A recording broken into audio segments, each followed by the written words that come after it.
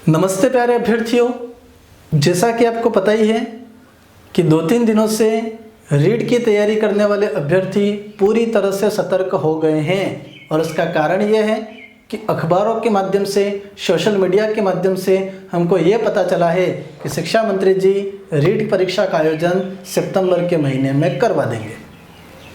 अब बहुत सारे प्रश्न आपके मुझ तक पहुँचे हैं। उसमें पहला प्रश्न यह है कि क्या वास्तव में रीट की परीक्षा सितंबर के महीने में हो जाएगी। दूसरा, इस वैश्विक महामारी के दौर में क्या सितंबर के महीने में रीट परीक्षा का आयोजन संभव हो पाएगा। तीसरा, क्या रीट पात्रता परीक्षा होगी या इस रीट परीक्षा के बाद में एक और परीक्षा का आयोजन करवाया जाएगा। चौथा, इस लॉकडाउन में सभी अभ्यर्थियों की कोचिंग से कनेक्टिविटी कट गई है, अपनी पढ़ाई का रूटीन, उनकी पढ़ाई का रूटीन बिगड़ गया है। तो अगर रीट सितंबर में होती है तो 3.5 महीने में किस तरह से वो तैयारी को मूर्त रूप दे पाएंगे।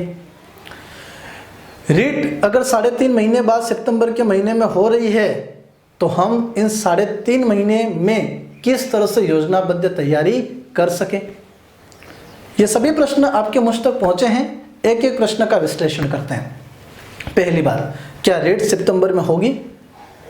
तो आप मान के चलो, अगर शिक्षा मंत्री जी ने कहा है तो राजस्थान में कोई भी व्यक्ति उनकी बात का विरोध नहीं कर सकता है। अगर उन्होंने कहा है कि रीट सितंबर में होगी तो फाइनल हो जाएगी, ऐसा मान के चलना है। एक उदाहरण अभी आप लेटेस्ट देख लो कि फर्स्ट ग्रेड की तिथि को आगे बढ़ाने के लिए अभ्यर्थियों ने कई आंदोलन किए, लेकिन तय तिथि पर ही फर्स्ट ग्रेड परीक्षा का आयोजन हो गया था। इसलिए ये मान के चलना है कि रीट परीक्षा का आयोजन सितंबर में हो जाएगा। दूसरा प्रश्न यह था, क्या वैश्विक महामारी के काल में जब 10.5 लाख, 11 लाख, 12 लाख अभ्यर्थी इस परीक्षा में बैठते हैं तो क्या इस परीक्षा का आयोजन संभव है।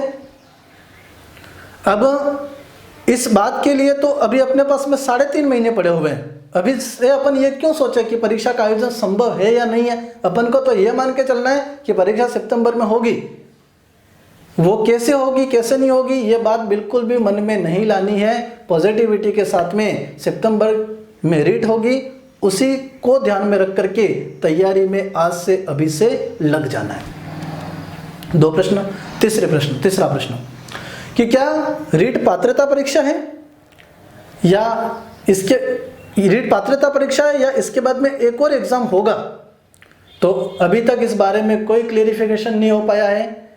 सुनने में तो यहाँ तक आया है कि रीट पात्रता परीक्षा है, इसके बाद एक और एग्जाम होगा।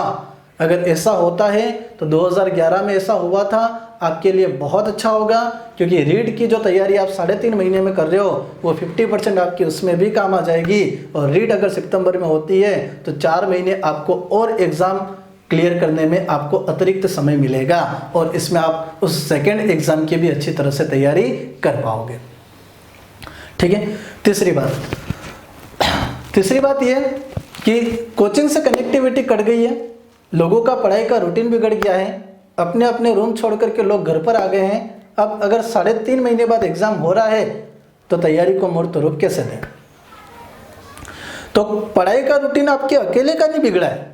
राजस्थान में रीट की तैयारी करने वाले हर अभ्यर्थी के पढ़ाई का रूटीन बिगड़ा है। जिस जगह पर रह करके वो पढ़ रहे थे उस जगह को छोड़ करके वो सब अपने अपने घर पर आ गए हैं। अब तो आपको यह देखना है, अब तो आपको खुद के अंदर एक आत्मविश्वास पैदा करना है कि अगर 3.5 महीने में रीट हो रही है तो 3.5 महीने में मुझे स्मार्ट योजनाबद्ध प्लानिंग के साथ तैयारी कैसे करनी है। अब तैयारी कैसे करनी है उस पर आता हूँ मैं। तो सबसे पहले आपका जो संबंधित रूम है वहाँ पर जितने भी अवांछित चीज़ें पड़ी हुई हैं जो पढ़ाई से संबंधित नहीं है उन सबको बाहर निकाल दीजिए। उस रूम में अगर आप रीट की तैयारी कर रहे हो तो रीट की तैयारी से संबंधित ही मैटर हो, रजिस्टर की अलग लाइन हो, आपकी गाइड वाइड हो तो वो अलग जगह पड़ी हो और सब एक कमरे के अंदर व्यवस्थित हो। सिलेबस सबसे ऊपर पड़ा हो, सिलेबस आपको बार बार देखने की ज़रूरत ना पड़े, वो आपके माइंड में डायरेक्ट चस्पा हो जाए कि ये सिलेबस है और इसकी इस तरह से मुझे तैयारी करनी है। अगर लेवल 2 एसएसटी की बात करें तो आपको पता ही है कि 150 नंबर के पेपर में 2 लैंग्वेज हैं, 30 नंबर की मनोविज्ञान है और 60 नंबर की SST है। तो आपको उस हिसाब से तैयारी करनी है कि आपकी लैंग्वेज फर्स्ट भी कवर हो, लैंग्वेज सेकंड भी कवर हो, मनोविज्ञान भी कवर हो और SST में हिस्ट्री, ज्योग्राफी, पॉलिटिकल और टीचिंग मेथड है वो सब कवर होते जाएं। अब आप कहोगे कि सर 3.5 महीने बाकी हैं और 3.5 महीने में इतना लेंथी सिलेबस कैसे कंप्लीट करें?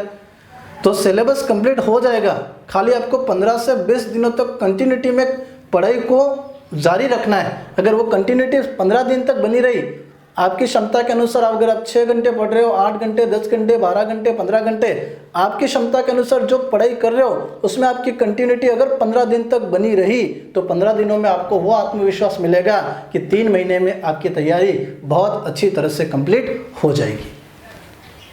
क्लियर है? और स्मार्ट पढ़ाई कैसे करनी है तो आपको पता हो तो 2015 की रीट में एक प्रश्न आया था। प्रश्न ये था कि माझा प्रवास ग्रंथ के लेखक कौन है। अब बच्चों के पास में गाइडें पड़ी थी, गाइडें उन्होंने पढ़ के गए थे, लेकिन गाइडों में, अधिकांश गाइडों में ये प्रश्न था ही नहीं।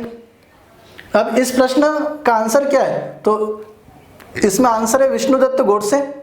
अब भाई बात करें ये प्रश्न कहाँ से बना, तो ये प्रश्न बना था 6ठी से लगा करके 10वीं की जो सामाजिक विज्ञान की उस समय किताब चल रही थी, वर्तमान में तो सिलेबस चेंज हो गया है सामाजिक विज्ञान में, उस समय जो किताबें चल रही थी उसमें से सीधा का सीधा प्रश्न बना था। तो तैयारी कैसे करनी है तो आपने जहाँ से भी संबंधित कोचिंग ली है वो नोट्स आपके पास पड़े होंगे, दूसरा आपके पास में संबंधित कोई ना कोई गाइड पड़ी होगी, संबंधित रीड की पुस्तकें पड़ी होगी। उसके अलावा आपको एक रजिस्टर और बना लेना है और उस रजिस्टर की थीम रहेगी पाठ्य पुस्तक सार। अगर आप रीट लेवल 2 की तैयारी कर रहे हो, रीट लेवल 2 में आर्ट्स और साइंस की तैयारी कर रहे हो तो साइंस वाले 6ठी से 10वीं की साइंस का और सामाजिक वाले 6ठी से 10वीं की सामाजिक का सार संक्षेप उस नोटबुक में तैयार कर लेवे।